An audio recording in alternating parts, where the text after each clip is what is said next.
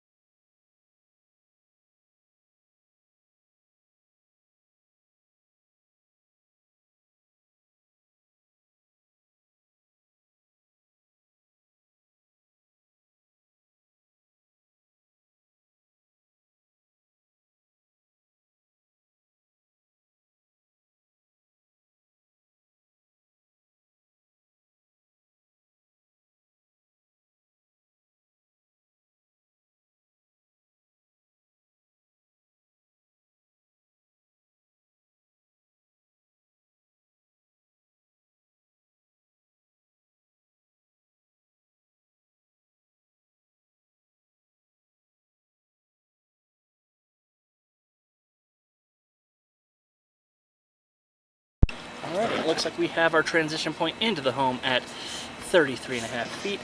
It is schedule 40 to SDR35 PVC connection. It is aligned appropriately. We're not seeing any leakage, roots, offsets. This actually looks really gosh darn good. I'm going to go ahead and push up into the internal line here and see what we can see with the actual internal construction.